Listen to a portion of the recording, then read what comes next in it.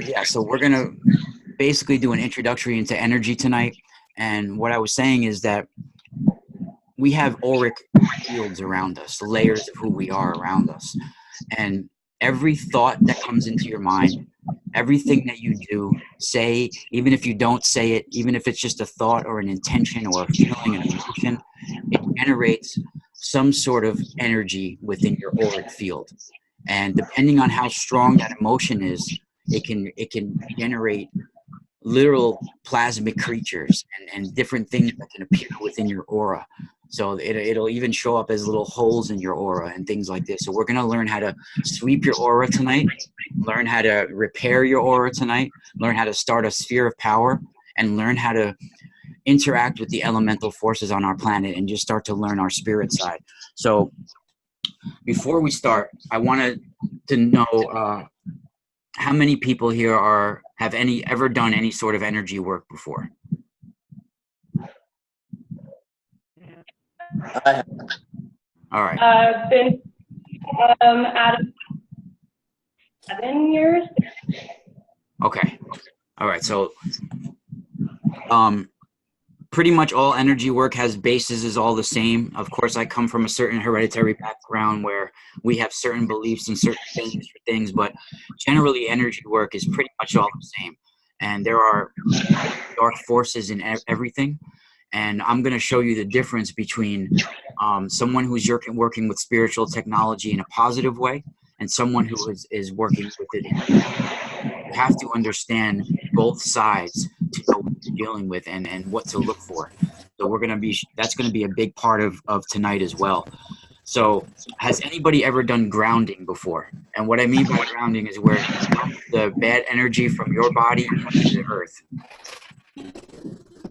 Yeah. No? Okay, so that's a basic thing that I want all of us to start doing. If you can't do it daily, I know, Todd, sometimes you're limited to do some certain things. If you can't do this daily, I would do it weekly. There's different grounding techniques that you can do, but the basic one that we use in my family line and for me as my whole life, I was even doing it before I knew it was called grounding, is that whenever you feel that you have, now, every time you go to sleep at night, every time you talk to an individual, every time you have worrisome thoughts, an argument with somebody, anytime you have any sort of energy exchange at all, you pick up astral debris. You pick up things that cling to your aura and your astral bodies, and you have to shed that off. You have to shake that off, get that astral debris off. So the first thing you should do each morning, in fact, after you wake up, is a grounding exercise. And there's times where you're going to feel during the day where you just need to do this. You're going to feel really heavy. And when you start to feel heavy, and that's going to be just being around computers, being around a replication of soul technology.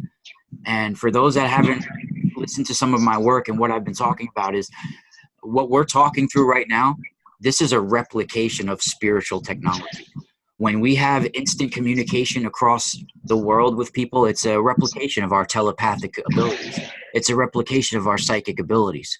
So it's going to make you compatible with it, but it's also going to drain you. When you use your true spiritual abilities, smarter, it will make you younger, it will make you feel more vibrant, it will make you live longer, it will not take away your life.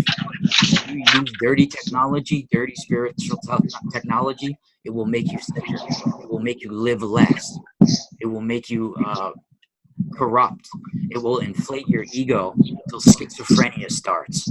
When you accumulate power and you do not release it to healing energy, and that means healing energy to other people and yourself, it turns into spiritual inflation of ego, and it turns into schizophrenia. This is a known fact in shamanism, that if you collect power, if you collect energy, you pick up things, and you do not release it as healing energy, especially to other people, especially to people that you love and interact with, it will develop like a bottleneck within you, and it will go all the way up into your mind, and it will become schizophrenia. It will become mental illness. And sometimes there's no way out of that. It becomes so corrupt. and that's a very important part. So every day we do this grounding exercise. What the most simplest way I can do it is the one we're going to start with now. Now there's more intricate ones. I'm sure if you go on Google and you type something in, or if you get books on it, you can find more intricate ones where you actually put a cord down to the center of the earth and anchor yourself within the earth, and more intricate visualization. But for beginners, we can't get that in depth with visualization. We have not learned that yet. Okay, so we're just at the first step of learning visualization. So this is the most basic of grounding techniques that I've put here for you. So basically, if you're able to sit on the grass with your legs enfolded in front of you, or in some way being able to be in the grass, a clean spot, somewhere where the dogs or cats or animals don't frequent, something that's pretty clean, a nice clean piece of grass. Have it where your bare legs are against the grass, basically. And if it's possible, have your legs folded in front of you in meditation pose, yoga pose, whatever you want to call it. And you're going to push the palms of your hands down on the ground. And it's going to be very important that you take deep breaths when you're doing this. And basically what you're doing is you're imagining all of the bad vibes, everything that you've picked up. You can even think about certain negative things that you've said, you've done, all the negativity. As you feel it all clumping, feeling it, that you're just letting it float away, but it's all getting balled up. You're balling up all that negativity, and you're going to let it turn and feel your arms like they're hollow tubes. And you're going to put your arms like hollow tubes, and your hands face down on the grass, palms down, and imagine your arms are hollow, and all the negativity is flowing out of those hollow tubes, out of the palms in your hand, and you're pressing it down deep into the earth. And as you breathe deep, you're releasing all the negativity, pushing deep down into the earth, palms down on the grass. As you breathe deep, you release it, you release it, you release it until you feel very, very light. And you'll walk away and you'll feel very light. And don't return to that spot for a few hours, maybe 24 hours. The earth will replenish itself, and you imagine pushing it deep down within the earth, down within the earth. And that's your grounding exercise. And as you get more experience with energy work and spirituality, you can get more intricate, more visualization of different grounding techniques, and you can have more fun with it. But this is a basic grounding exercise that we need to do. It's very important for any spiritual work, especially after your job all day long, or a talk with your wife, or for an argument, or whatever. If you pick up energy from someone else, or if you have resentments, or if you have any sort of residue of negativity, it's going to collect within your astral body, within your aura. And this is a way to shed that astral debris. So that's a basic grounding exercise that I want you guys all get familiar with.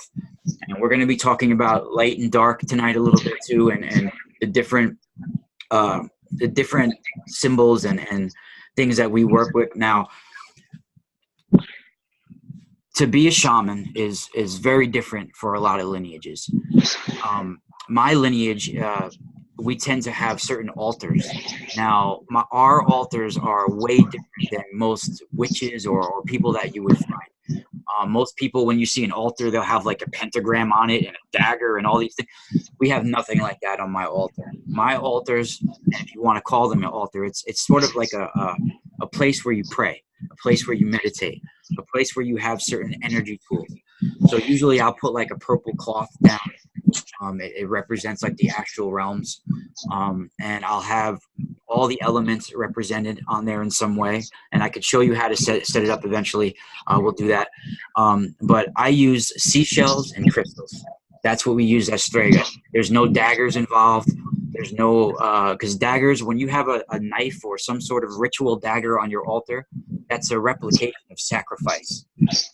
That's your and you're also trying to pierce the veil of time. This is not what we're about as a benandanti. We use seashells and crystals. And there's going to be other little items that we use, but this is the main thing. This is what we represent between light and dark: crystals, seashells. light and dark, masculine, feminine. This is what we represent, and this is what we're going to be using. The same thing with light and dark. We use red and white, white and red. This is what we use. We don't even use the black color. We use white and red to represent light and dark. So it's very, very different. And we're going to end of our sessions after the fifth or fourth or fifth session. At the end, you're going to know how to remove evil from you. You're going to be knowing how to do a shamanistic exorcism. You're going to be knowing how to break spiritual sickness by using shells and sand. And even when we go to the beach on the shore, there's a way where you can break spiritual spells this way. And most of physical ailments that you all have are rooted in spiritual sickness, most of them. And by the end of this course, you're going to know how to cure yourself from physical ailments, most of them. And they're all rooted in spirituality. They're all rooted in some spiritual sickness or some sort of karmic debt that you're not dealing with. And physical manifestations come from that. First, it comes from the ancestor realms all the way into your astral bodies until it goes all the way to your physical body. And then it roots itself in the base of your spine, crawls up your spine all the way to your brain stem, and it floods your mind with what we call in shamanism called fetching. And this is memories from your ancestors. It'll give you all of these memories from your ancestors until you figure it out and into what's going on. This is why you are repeating yourself. We believe in shamanism that the spiritual realms are extension to your physical body. So your backbone is literally, your spinal cord is literally an extension to the cosmic tree. So you can climb all the way up the cosmic tree to the heavenly realms, all the way up to the heavenly realms, all the way down to the lower realms. And it's an extension. Your spinal cord is an extension of that. I have some diagrams that we're going to go through tonight as well. But first, before I start talking about all that, I want to first give the grounding exercise and also teach you guys how to raise your sphere of energy, because you've all probably meditated before, and probably no one has learned how to just start your sphere of power. This is what you should do before you do any energy work at all, is your sphere of power, your sphere of energy. So the most basic way to do this is to take your two hands and your left and right, and this is in shamanism, your left hand receives, your right hand gives. This is the way we receive energy with our left, we give energy with our right. This is the way the currents are flowing in your body. So it's the same thing if you're going to do a tarot card reading or some sort of reading. This is why you shake with your right hand. Even you're giving welcome. You know, you're greeting somebody, you're giving something to somebody, and that's why it's very important you understand that the left and the right hands and the currents that are flowing within us. So to raise your sphere of power is to take your hands almost like you're playing an accordion, maybe 6 to 8 inches apart, and you start to feel the magnetism. You can feel the magicism and feel it. You could feel it almost like you're playing an accordion between your hands, not supposed to touch, just right here. And you start to feel it almost like you're playing an accordion, and imagine a sphere, like you're looking at a sphere between your hands. And in that sphere is a spiraling energy. And you're going to able to be projecting thoughts into this sphere, sigils into this sphere, intentions into this sphere, anything into this sphere. You're sending this into the astral realm by creating this sphere of power in front of you. This is a very important, and this is the basis to all shamanism, is to start your sphere of power. So it's going to be basically like you're playing an accordion. And once a sphere of power has been established in your way, and you've generated it, and you feel it, and you can see it, you can pass all sorts of mental images in there and protect yourself. And it's very important, because when you do this, you're going to have to do this to repair your aura and every other sort of energy work beforehand. This is very important, and this is what you're going to have to do before you do any sort of energy work. And let's see if you'll see, because you'll start to feel like a warm sensation. You'll start to feel a little bit of pressure, magnetism. It'll start to be generated. And this is when you start to feel that sphere of power. And this sphere of power can be It could turn into a blue light, even a blue sphere of energy, and you're going to be projecting many things into this. Even eventually, by the end of our classes, I'll show you how to make certain familiars, certain people, certain spheres with wings on them, basically, that you're sending into dream time to protect your astral body. You're never supposed to use your sphere of power to go after anything. And I mean to send it after anybody, to manipulate the elements, because like anything, you can use this for negativity. And this is like a big problem in the occult, is that once they feel this power, once they realize the power of their mind and the power of manifestation, they of course want to push the limits and see what they can get out of this. This is not meant for you to get things quickly and to get things without earning them. For you to achieve anything in life, you're going to have to put in hard work. It's the same thing within the astral realms. You employ these things only to assist you, only to protect you, only to have other eyes that you don't have. So when you're sleeping, you're very vulnerable to outside attacks in many different ways. So by employing this sphere of energy and sometimes having a familiar into dream time, and this familiar can be just a sphere with wings that you imagine, and you can actually send it into this. And that's a more advanced state. We're not going to be touching on that tonight. That's going to be later in the classes. But this is just to show you that this is very important. It's a basis to all energy work, and it's going to be a basis to you cleaning and repairing your aura and knowing the energy, learning how to even charge objects and to do anything in spiritual work. This is what you need. You need to have a sphere of power. And tonight we're going to even learn how to understand and hear the voice of the wind a little bit better. And I'm going to give you guys a lot of really cool ancient techniques to send you home with tonight as well. But before we move on, does anybody have any questions about the... Oh, yeah, so Duncan O'Finnigan. I know that name, Duncan O'Finnigan. Does anybody have any questions about what we just talked about here?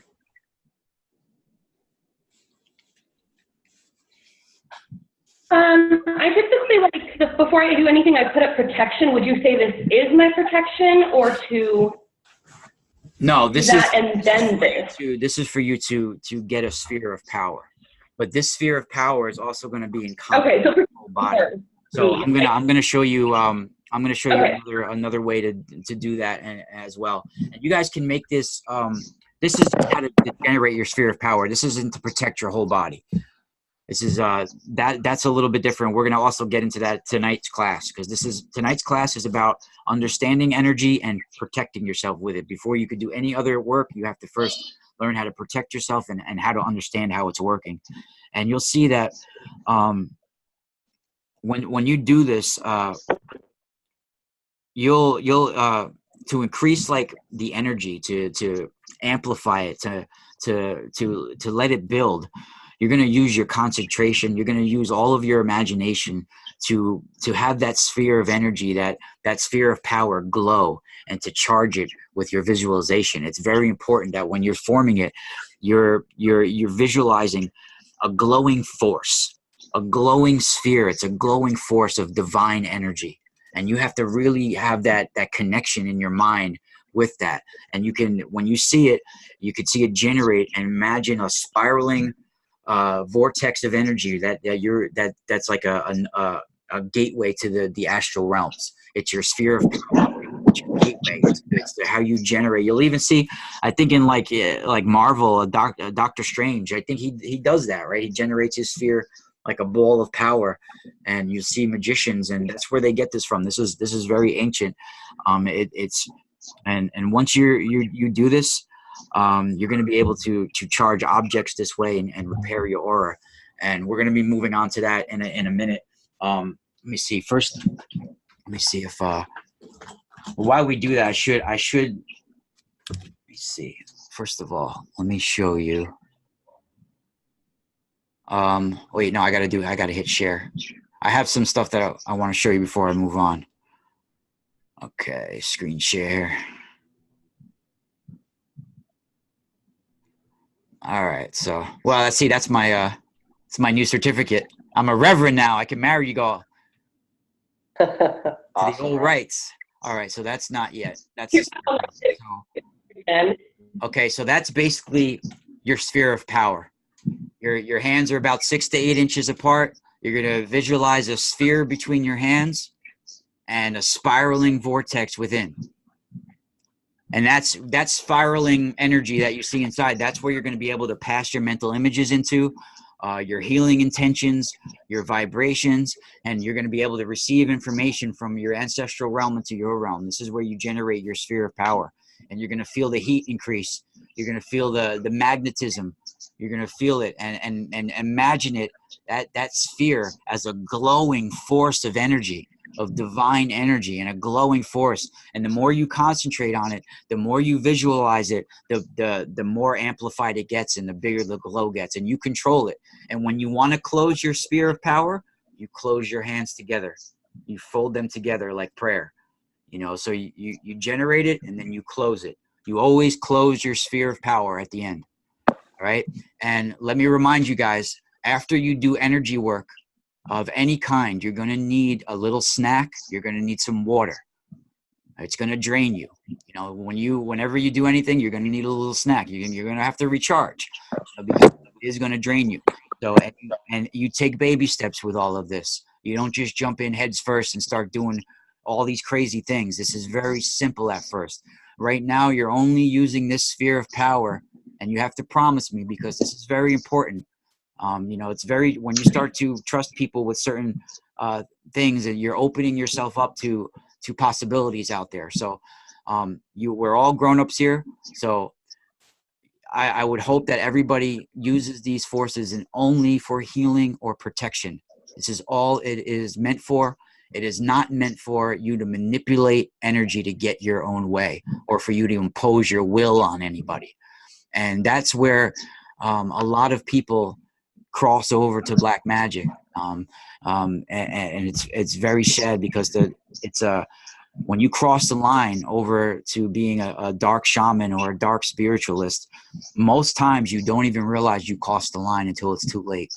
And it's so insidious that it's telling you that you're doing good and that you're actually part of the good, when you're being manipulated and you're being sucked on and guided by otherworldly forces. Our physical realm is guided by the astral realms. They won't exist without each other. They work in combination with each other. So all of the unseen forces and the entities in the astral realms, but their activity predicts the activity on this realm, and our activity on this realm predicts the activity on that realm. So if this realm is corrupt, there's corruption going on in the astral realms as well. So you need to know this. So if you're doing any sort of spiritual work, then you have to keep yourself protected. So before we move on to what else?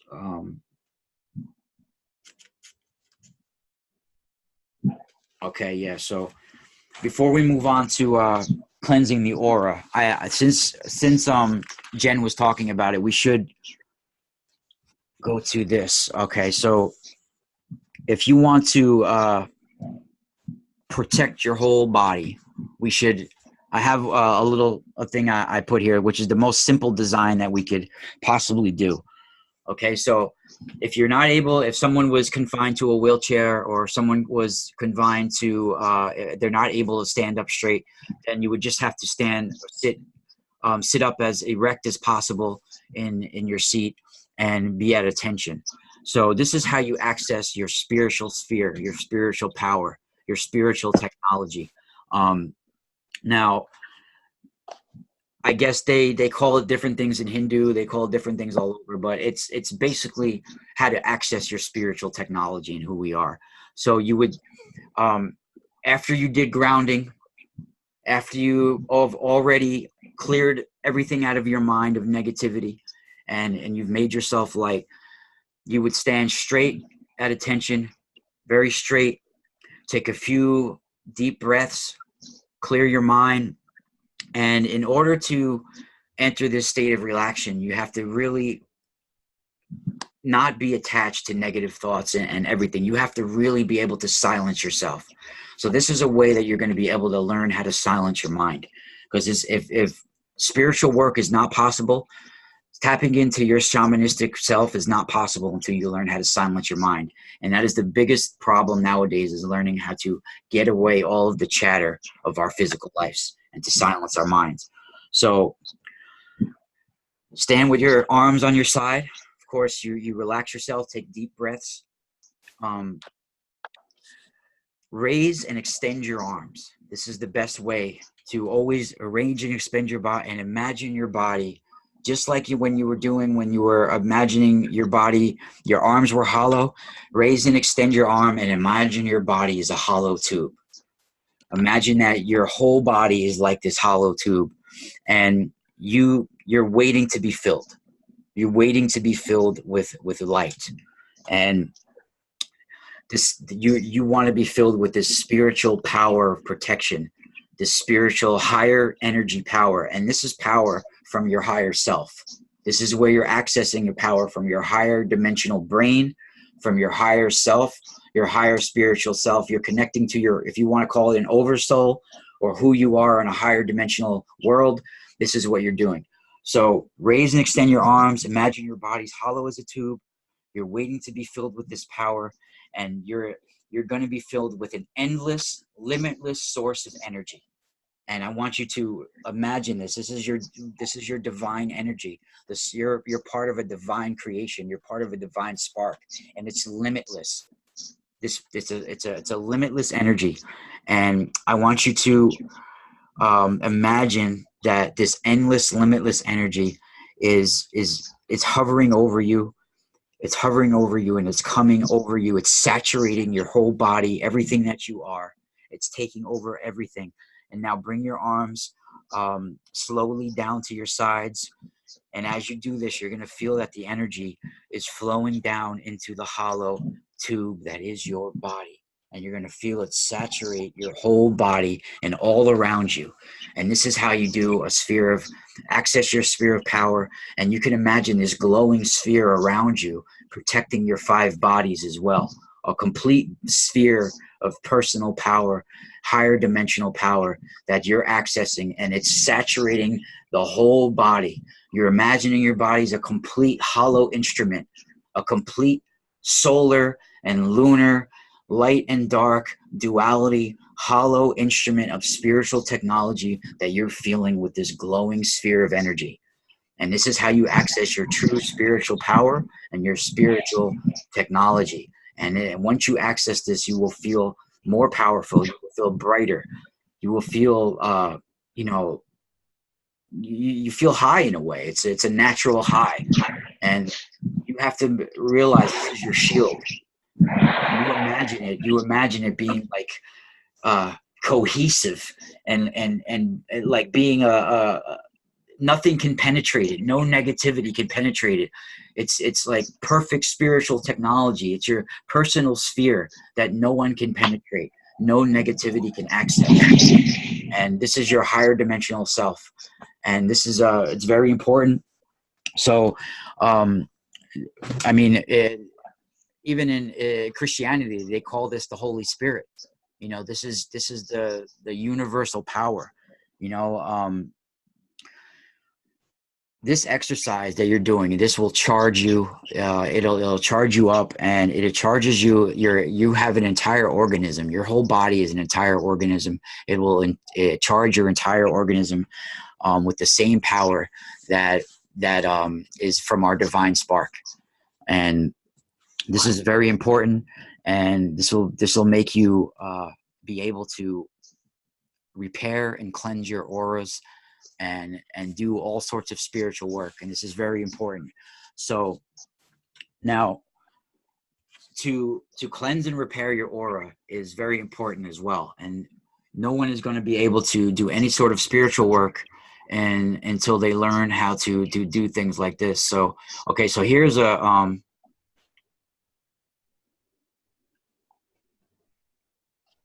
shit.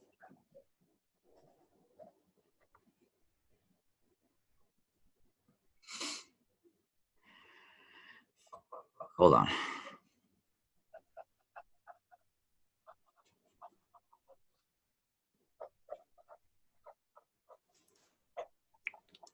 All right. So if you guys want to write some of this down too while we're on it. So these are the light and the dark, the masculine and feminine that we use as strega. So fire, water, chaos, sky, earth, sun, moon, red and white, hot and cold, fast and slow, crystals, seashells. This is masculine and feminine, light, dark, heaven and hell, good and evil. These are examples of what we use as our duality. So when we do energy work, when we make wands, when we do all sorts of charging, we're going to charge it with both energies. We're going to make it a duality of it.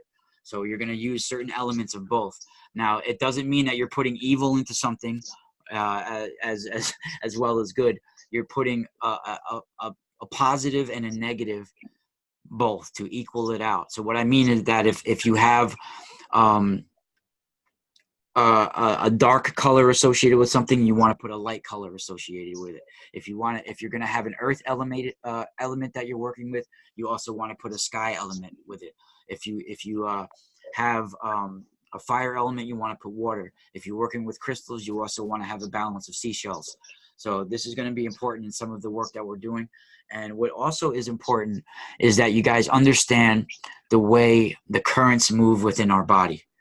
Now, these are the way the currents move within your body. They're going to move, of course, and I want you guys to know that if you've had any sort of metaphysical work or heard of anything, people have talked about chakras.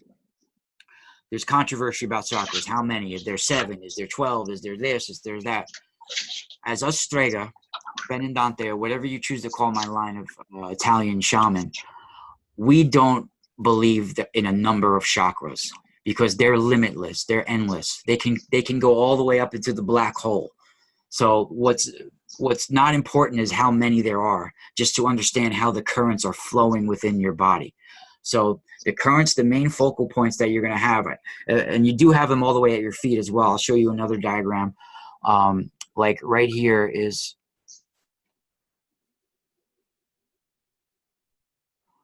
okay, so you'll see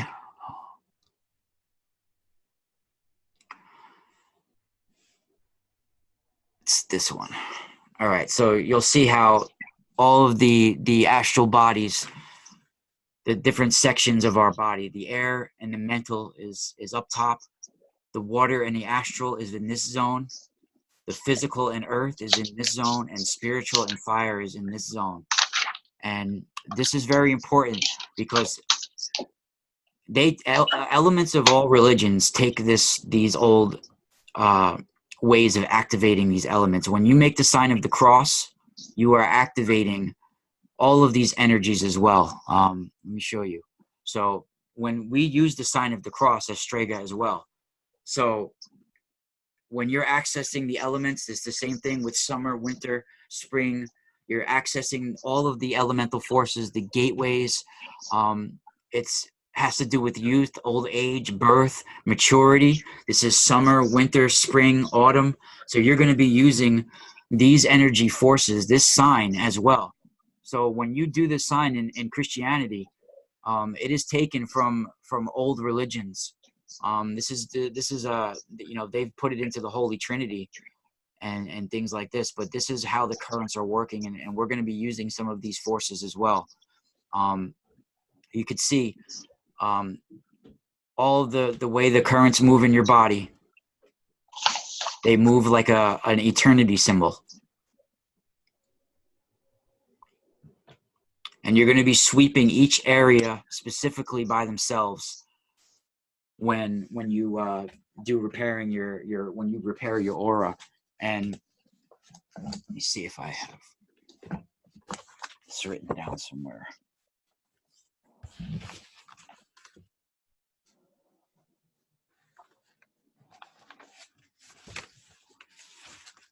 Yeah, I wanted to bring this up as well. So when you view a circle, your circles are energy fields. So when you have a closed circle, this is an energy field. So it's very important that you understand and perceive a circle as a field of containment. It's a containment field of energy. So a magical circle is nothing to be played with lightly. If you ever do something like this, and this will be in the future, understand that this is a very important field, a ritual circle. It exists. It's a space that exists between worlds. And if you establish this, it's very serious work, and it's a containment field of energy.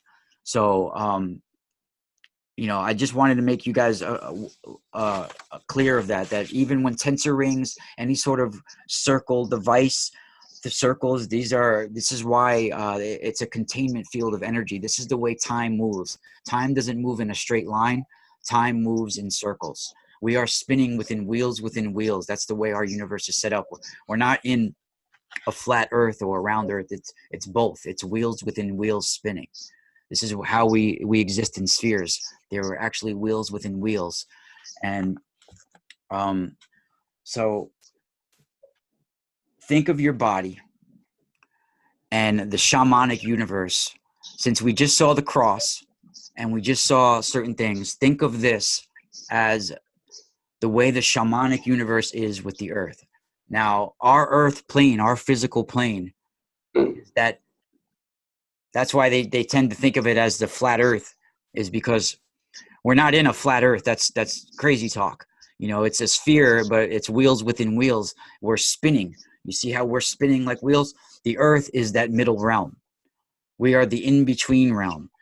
Now we are where the heavenly realms and the lower realms are balanced. And you could see that this extension of our spinal cord, this is literally the cosmic tree where you're able to go all the way down to the realm of the gods, the underworld, to get information, or you can go all the way up to the heavenly realms.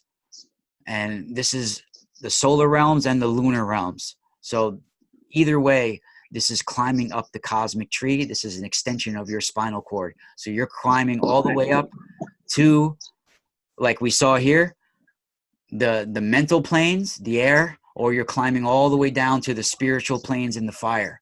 This is why they represent hellfire at the bottom.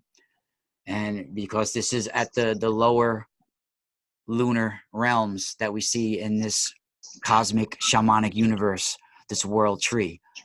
So it's very important to try to understand the way the shamanic planes work and how it works within our divine universe. Now, in the shamanic universe, Tistrega, we have 7 planes of power. Of course, we are living on the physical plane. Then we have the elemental plane. We have the astral plane. We have the mental plane. We have the spiritual plane, the divine plane, and then the ultimate plane. These are the 7 planes in the shamanic universe, and each plane is like a domino effect and affects one to the other.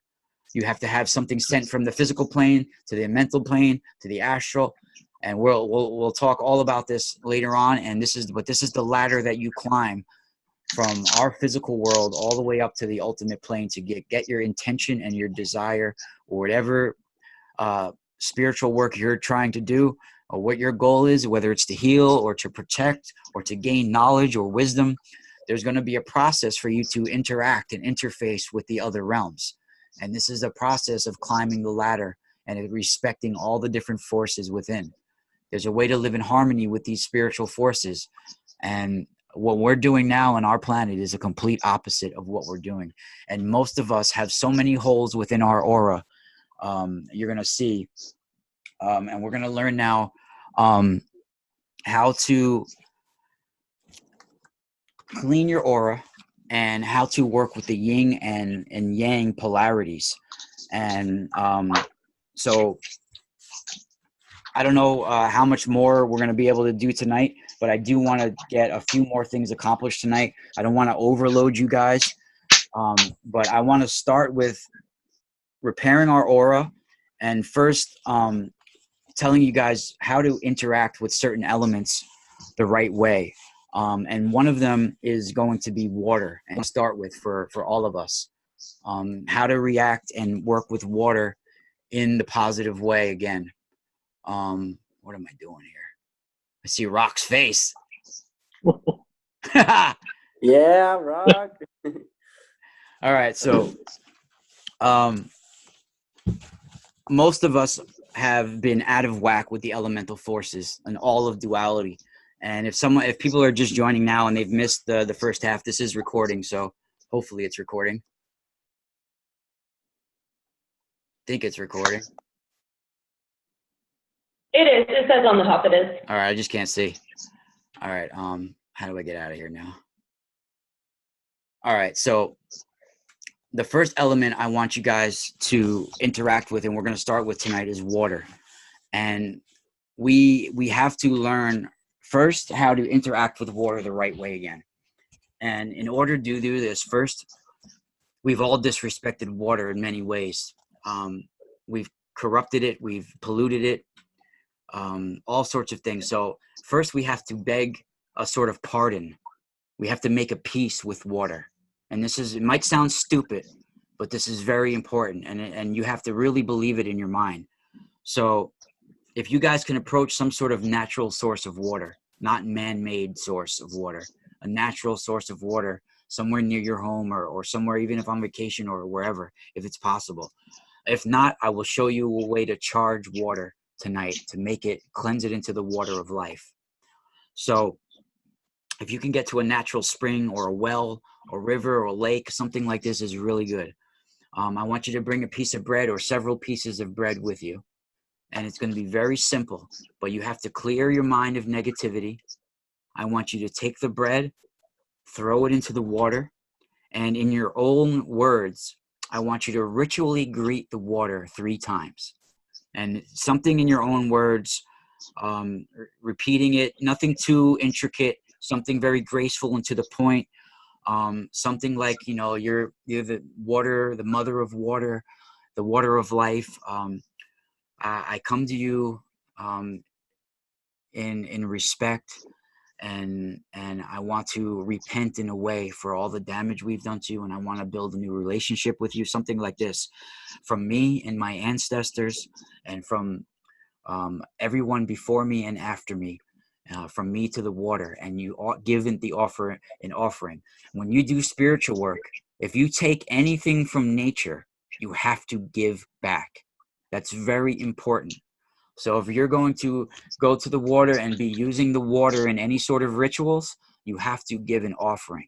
You have to give back. You cannot take anything from nature or from the astral, for that matter, without giving back. And this is very important. So be very mindful of what you take from nature, what intentions are in your mind, what thoughts you have, because all of this generates in your aura. All of this generates in your astral, and it's going to be you're going to be filled with so much heavy weight.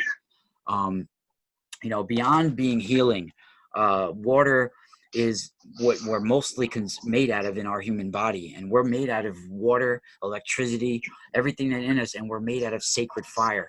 So Ashtrega, and it's going to be very important for you tonight, and we're actually going to go longer than an hour tonight, so it's probably going to be an hour and a half at least. So there's no way I want to accomplish everything in 1 hour tonight. So we believe that this is how we see things. Now, you guys, of course, you can visualize things in your own way. You don't have to do exactly what I'm saying with this. But for our shamanistic work, you're going to have to visualize your center of powers as something. All right. So I visualize it either as a cauldron or as a sacred lake, sort of like in a bowl. And these are your energy centers. Each energy center is going to be sort of like a bowl or a cauldron or a volcanic crater filled with sacred water. And this is your water of life in each of your energy centers. It could be filled with like water and fire. It's like your divine spark. It's like the fire that you're made out of. It's filled in this cauldron or this volcanic energy within you. And it's at all your energy centers. And this is very important. You're also going to have to learn, have a visualization of a special cave that you go to. And we're going to be doing our special meditations in this cave. Tonight, before we close, I'm going to leave you with some visualization techniques to start. And we're also going to do a journey quest so you guys can see what your spiritual guide is. And we're going to go into the cave and we're going to have this little technique so you guys can all do this. So in case you can't get to the water, or you want to charge a bowl of water. Now, to use water or in some sort of ritual or anything like that, you have to first change the polarities of the water, and you have to change it and make it into what we call as the water of life. All right, so I'm gonna give you guys, and to start this, of course, you have to do what we first learned at the beginning of the class tonight. You have to start your sphere of power, get your sphere of power going, your your ball of power between your hands, like I showed you in the first set. Where's my crystal?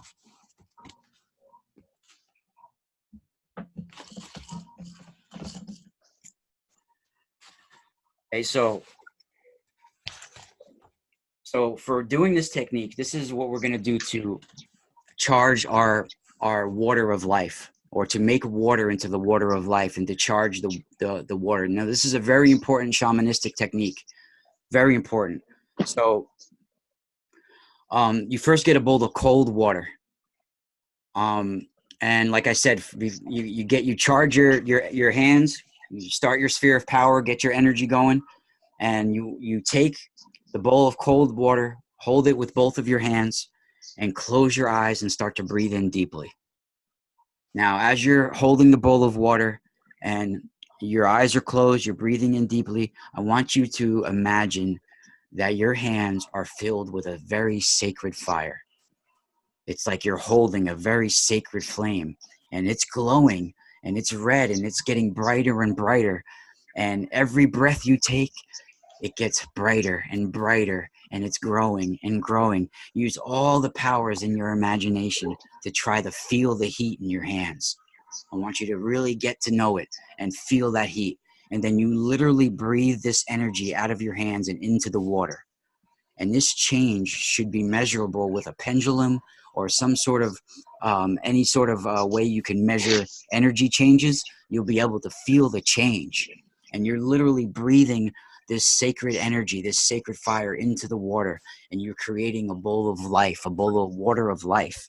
And this is very important. And we use these polarities, these water of life, in most energy works. So it's going to be very important for you guys to use that and to charge a bowl of water that way. Later on, in the next session we do, I'm going to show you guys how to douse your psychic centers and how to actually cleanse each one of your psychic centers. And I could tell you some of it tonight, how to use the yin and the yang polarities. I can leave you with it, but to actually teach you the technique, we're gonna have to do it next time. But I could leave you with some of the technique tonight as well. But I want to show you guys how to repair your aura now, real quick, and then we're gonna go on to our visualization techniques and our journey quest, because I don't want to overload you with information, because all of these, just your sphere of power is enough to work with. But I wanted to hit you guys with a lot of stuff to work with over the next week until our next class. And of course, you guys all have access to me at any time. If you want to ask me a question, when I'm available, I will answer them. So there's going to be a lot of questions, I'm sure. So I'm going to give you the most simplest technique to repair your aura. Now, of course, if you have a loved one or a wife or a husband, and you guys are comfortable with each other and you know each other for a very long time and you actually love each other, I'm not talking just some spiritual guru or just some partner, but if you actually have someone you love and that you're very comfortable with inside and out, I mean, the smell, your BO doesn't bother them, nothing bothers them. They really love you. Like if you have somebody like that, then you can do this technique with both of you sitting next to each other, facing each other, in meditation pose, and you guys could be naked and actually repair your auras as you're both sitting there naked with your in meditation pose, sitting next to each other, looking at each other. But that is only for people that you love and know each other inside and out. This is not just for short-term relationships. This is for somebody to share it with. I wouldn't recommend doing that with strangers or just some guru or something, because most likely it'll lead to sex, and they're trying to get you naked for that reason. You know, some things take. So if that's the case, I wouldn't do that with anybody like that. So I'm saying that you can do this technique with your partner if it's appropriate. So this is the simplest way I could say for repairing, cleansing your aura. And your aura surrounds your body like a garment. It's a spiritual garment. It's a layer that surrounds your body. You're wearing another skin, and it's your aura. And you have several other skins that you can't see. You're only going to be able to see it through spiritual work and through accessing your sphere of power. So first, to start this technique, I want you to raise your sphere of energy, your sphere of power, like I taught you at the beginning. Now, next, you're going to slowly start to glide your hands along the form of the body. So what I mean is you're going to be several inches away in the layer. You're going to feel a magnetic layer around somebody, and you'll feel the magnetism. You'll feel the heat. You'll feel the same way you feel the sphere of power. Once you start that sphere of power, and you picture it within your hands, and it's that glowing sphere of power, like you're playing an accordion. It's a glowing sphere of energy that you see. Once you have that going and it's charged, then you could start sweeping the body. And as you go from section to section, and it's like you're almost taking a brush and you're sweeping gracefully. And you start from section to section at the top of the head. First you do the head, and you'll sweep the head area. And after you sweep the one area, you shake it down on the ground like your hands are soaking wet and you're trying to dry your hands. You're shaking it off on the ground, shaking it off on the ground. This is how you go over the aura. All right. So as you go over the aura, you'll start to feel little breaks in the aura. Like you'll be feeling a graceful sweep, and then you'll feel a little bit of change in the magnetism. You'll feel a little bit of change. These are holes that need to be patched. So to patch these auras is, we're going to talk about it in a second, but first I want you to realize that you got to completely cover the body, starting at the head. You got to do these graceful sweeps of the hands, moving downward always downward. And when you complete each area, remember you have to shake your hands off toward the ground as though you're shaking off a lot of rapid water. Very, very, the more energy you feel there, the harder you got to shake it. And, you know, some people tend to even get verbal with it. You know, they're really, and there is some spiritualists, they'll even be chanting to God, "Oh Lord, take this away." They get all dramatic. There's no need for that unless you need to, if you feel that you need to express yourself that way.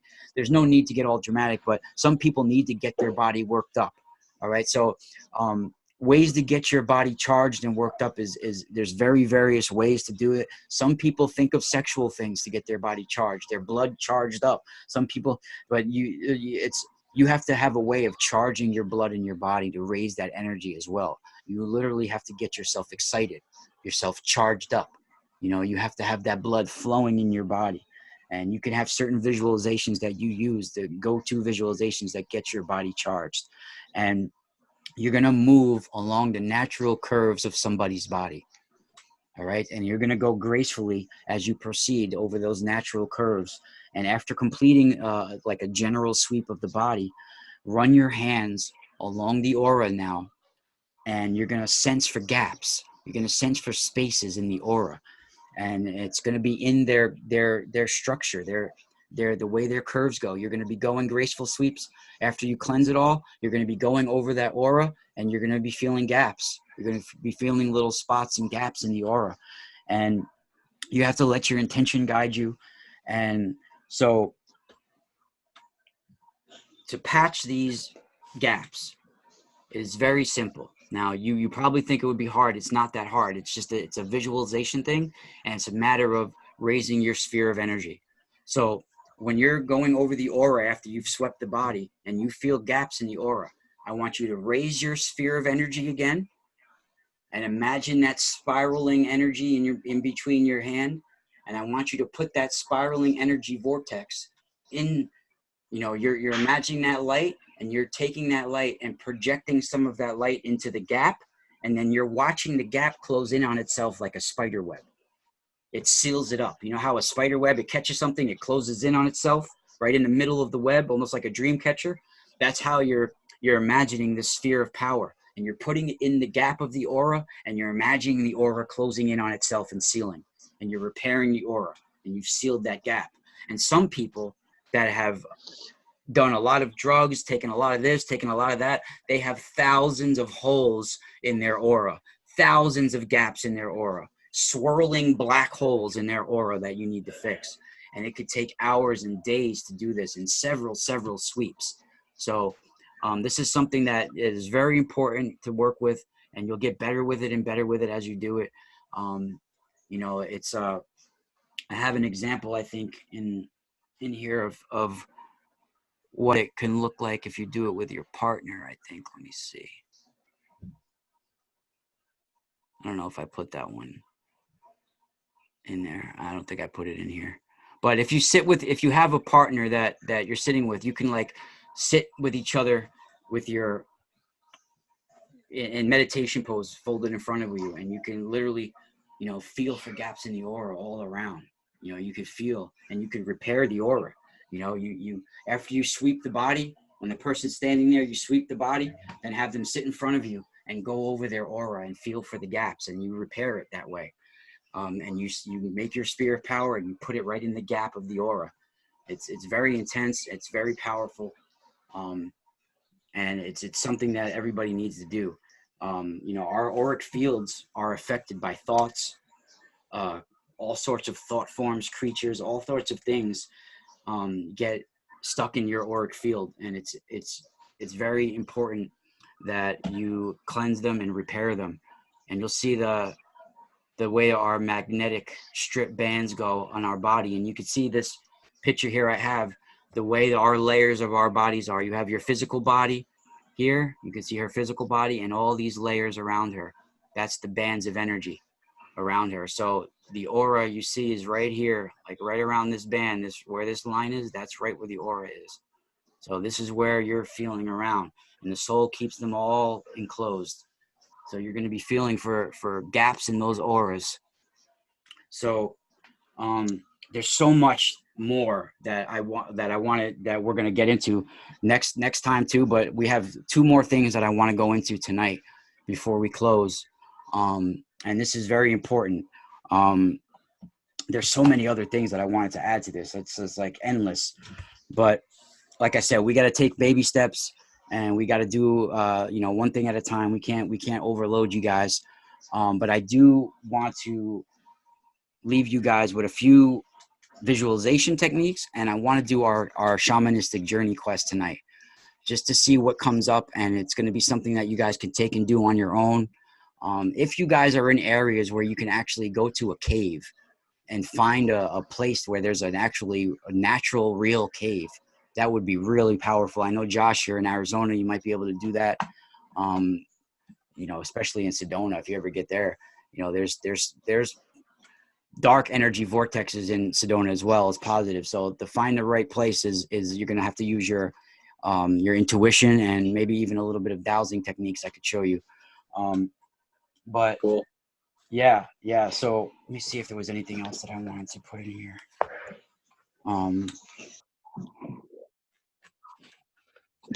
The elemental forces. All right. So let's at least do this, and then we'll finish with the journey quest. So before we could do any sort of spiritual work, or any sort of magical work, if you want to call it, we have to start to get your visualizations down. Before you can proceed to ever work with sigils or intentions or anything like that, you first have to get your visualization techniques down.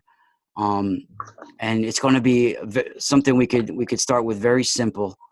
Let's see if we have the star here.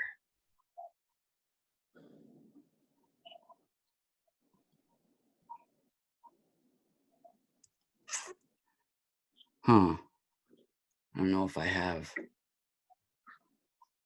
the one.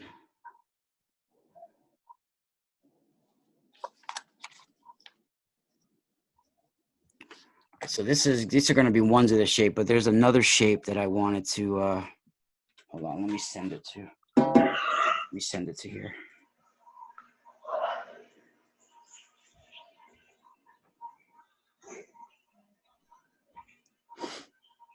Does anybody have any questions before we move on to this?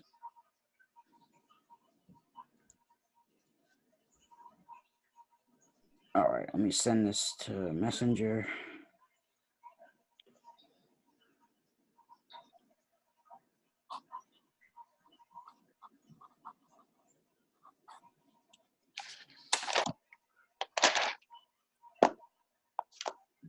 a quick question? Yeah. I've been playing around with resin and making organite recently. Cool. When was the best time to charge materials? Like before individually, or when it's all done, or both? I would do them until you're more experienced. I would do them one at a time.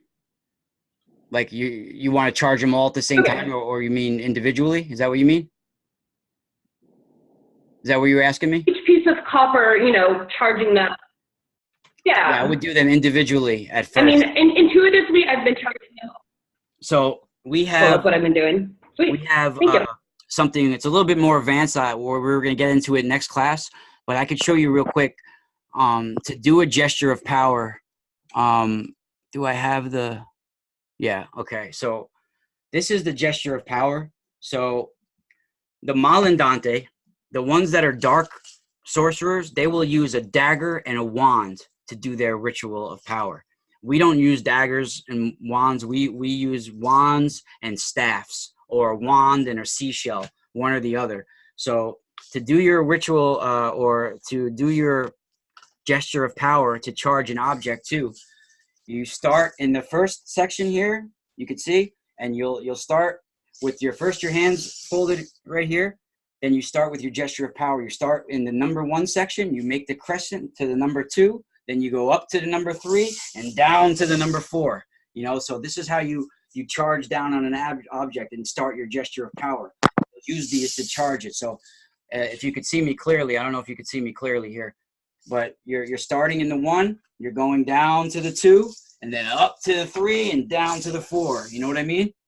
It's like a continuous motion here. So you're making that crescent 1 to 2, then back up to the 3, and then down to the 4. And that's how you activate your gesture of power. It activates spiritual technology, and then you can charge the objects with these wands and staffs. And it's a very powerful charging, but of course you have to start with your sphere of power as well. So that's another way to charge the object. So let me start with this. I want to go to this visualization. Okay, so this is a technique that we're going to use to start your visualization techniques. Now I want you to draw a star figure. You don't have to do it now, but if you want to just, write it down or just get an idea of this. Now you're going to draw this star figure and you're going to color it with a bright yellow highlighter pen or a highlighter, some highlighter color, but I want it to be bright yellow. So you're going to fill the whole star with this. The whole body of the star is going to be filled with this bright yellow color. Want it to be solid yellow. And the star should be about 1 to 2 inches tall, somewhere in that field. And when the star is all colored, and I want you to fix your gaze, your stare, directly on the center of the star.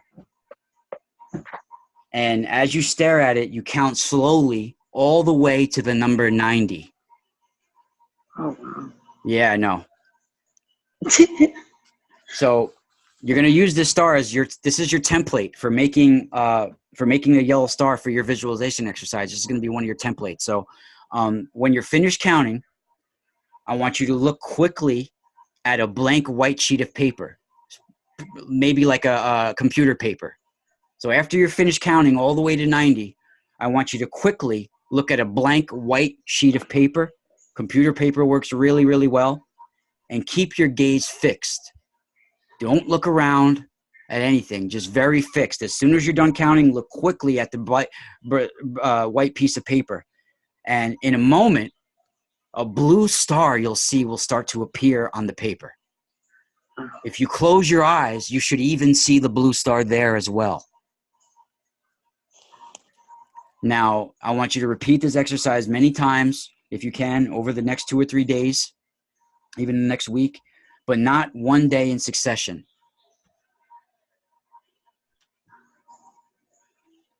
So this will fix the image of the blue star firmly into your memory and to your ancestral memory. This will fix it inside of you.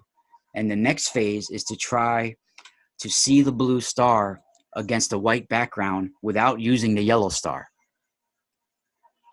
So what I'm basically saying is you're going to be trying to recall the image in your mind's eye through your ancestral memory to what happened before.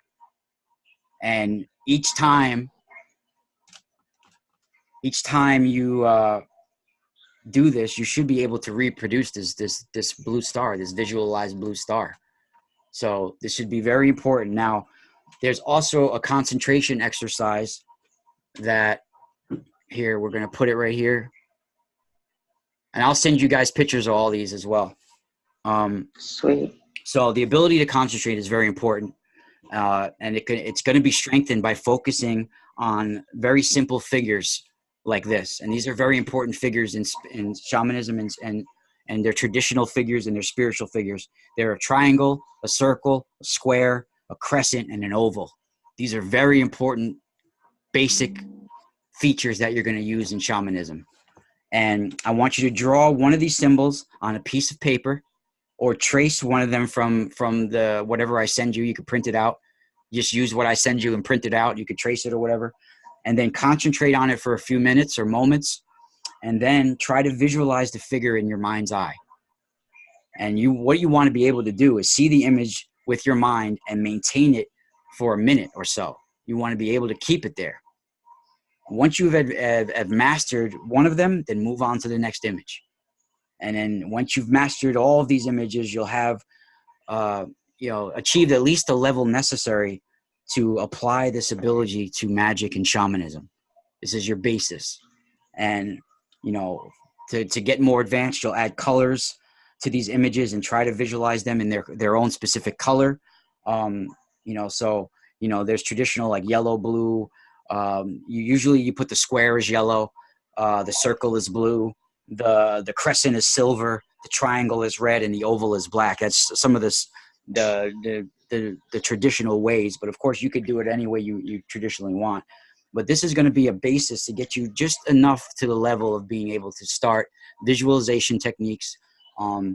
Next class, we're going to be showing you how to work with plants and to bury crystals in the soil with certain plants and to use your plants in shamanism to assist you in shamanism. And I'm going to be showing you how the bad shamans use them as well, because there's a completely opposite end of the spectrum to what we're going to be doing. Some shaman actually are using their blood mixed with water to feed the plants.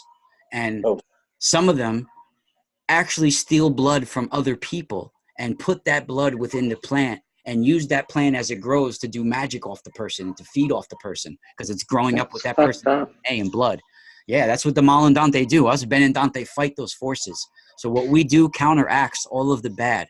We're going to be working with elemental forces and doing these techniques to help cleanse the consciousness of humanity.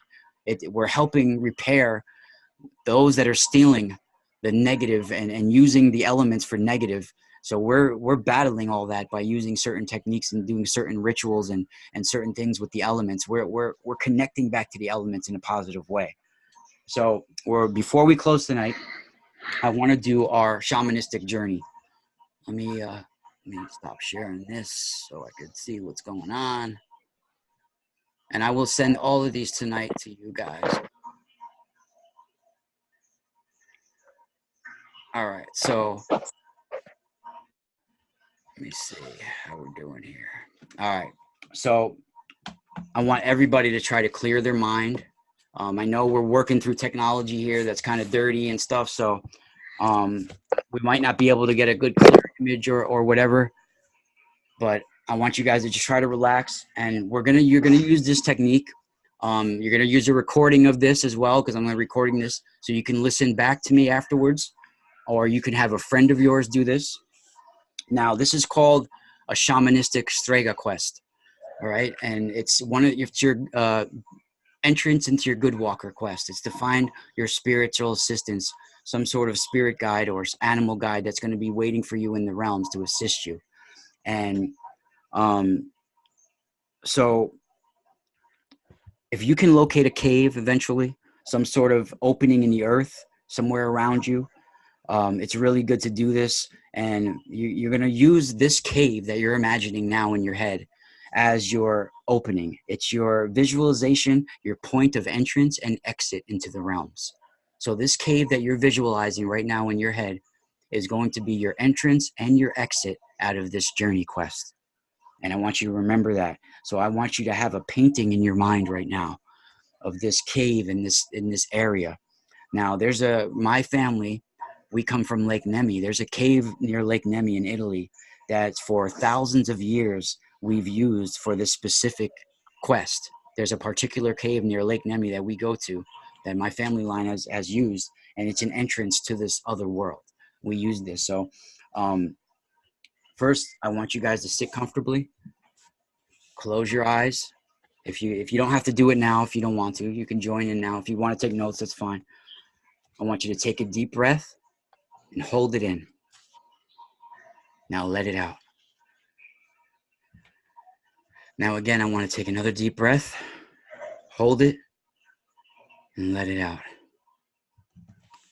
Now one last time, take one last deep breath, hold it, and let it out. Now we're feeling lighter. We should be feeling a little bit lighter, and you feel yourself gently floating up a little bit, up and away, out of this place and time, to a place where there's no time, where there's just you in your meditation cave. And now you're drifting. You're drifting towards your cave. You're passing over buildings. You're passing over fields. You can see everything that's below you, and you're moving off deep into the distance. Below you, there's a beautiful meadow. You can begin to feel you're becoming a little bit heavier, and you're starting to descend because you're getting heavier. You're getting lower now.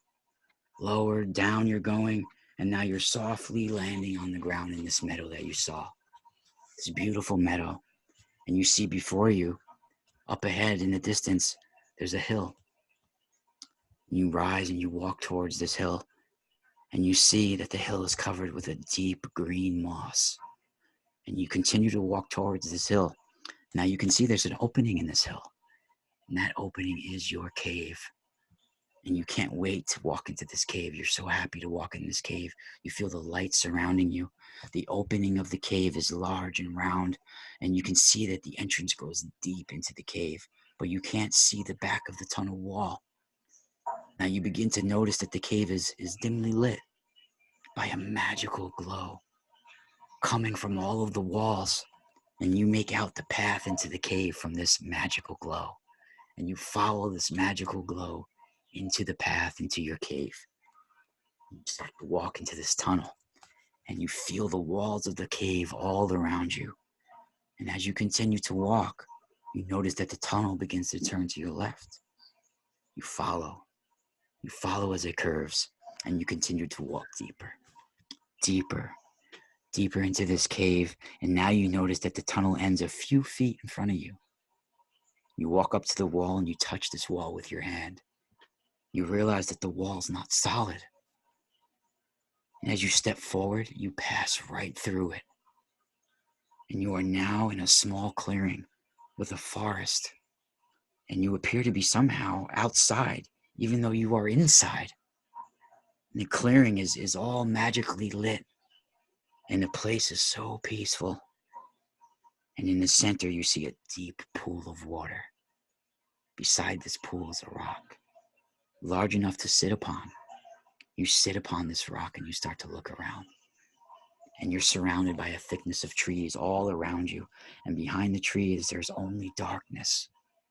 And now you hear a stirring in the woods. A rustling sounds moving around. You can hear it in the trees. From out of the thickness in the trees in front of you, something emerges from the trees. You sit quietly and look at it. Now it begins to move towards you in a friendly manner. It draws closer.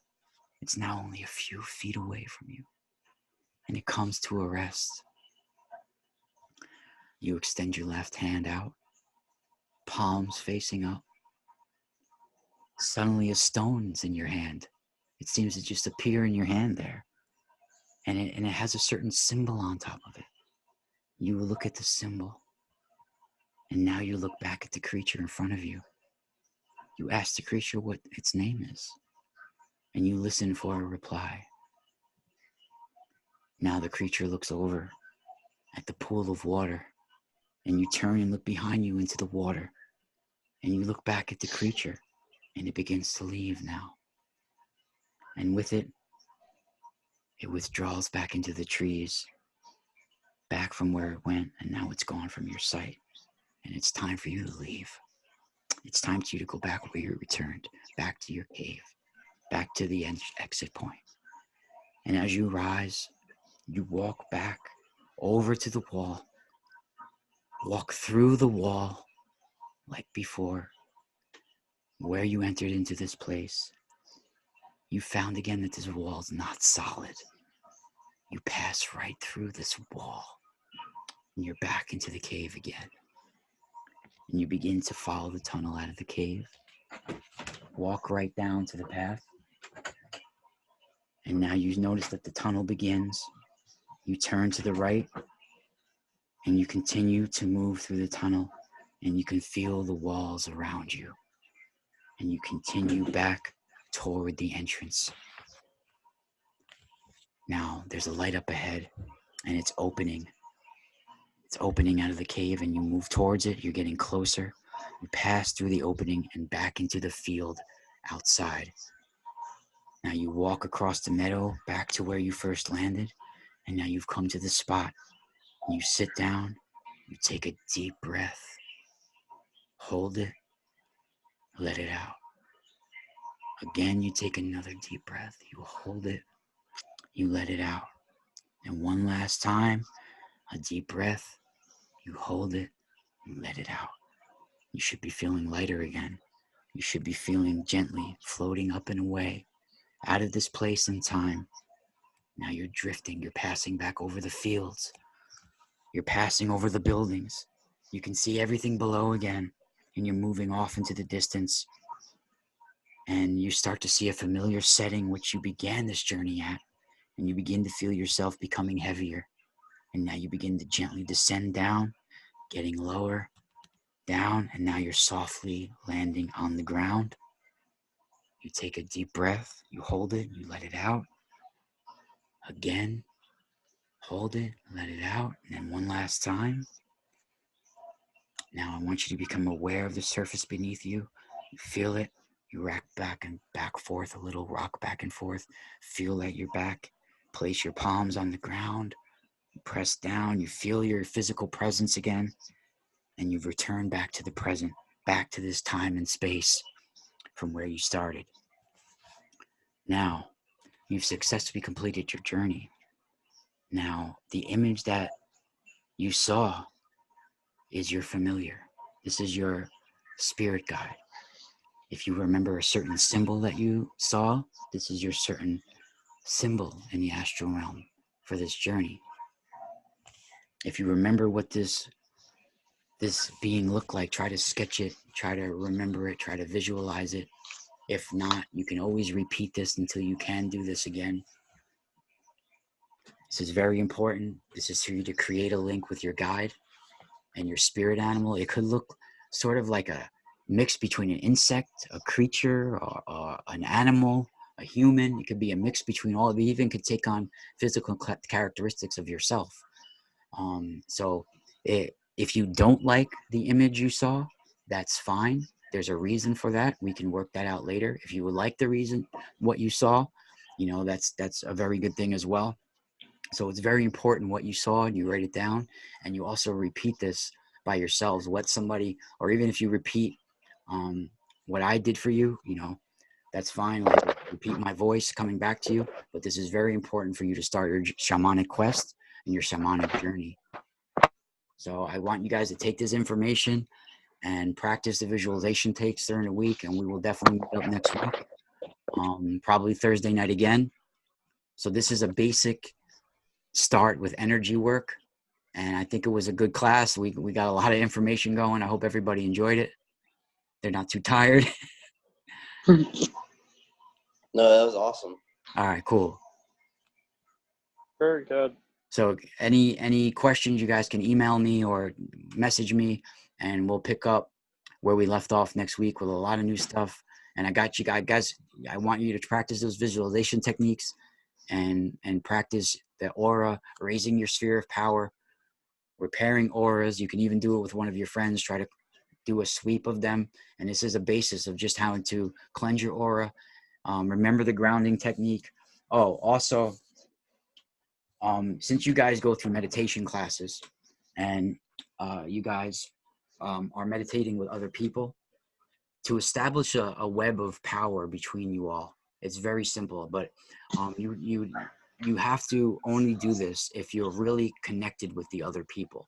So I wouldn't do it with just random people. It's if you're actually in a circle of people where you're trying to charge a certain object by all of you charging it together, or you guys have a specific prayer or intention that you're working towards, then use this to establish spiral arms or a web of power. I've written down a very easy technique. It's sort of like establishing a web of light, and you visualize sort of extending out from yourself, and this is going to be the person who's the focus point of the meditation, who's guiding the meditation, or the person who's guiding the charge of the object or whatever you're doing. So it's going to be starting off with the person who's starting or the focus of it. And you imagine a web of astral light, an astral spiral arm coming out of your forehead from the focal point of the person that's starting it, right?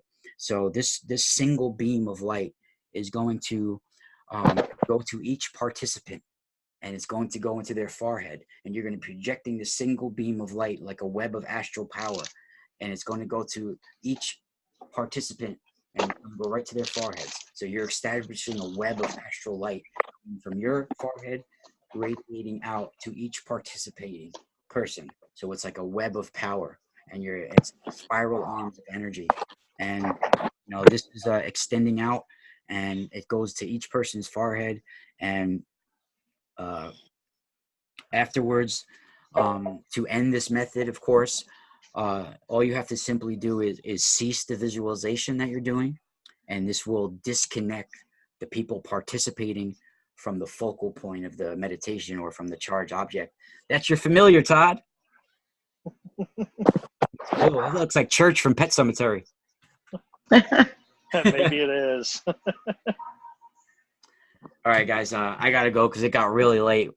It's really late now, but we're gonna pick up where we left off next week, guys. If you have any questions, get to me during the week. I could call you privately if you have any questions. So thank you for joining, and Thanks, Ra. thank you so much, guys. Thank you, Ra. Thank you so much.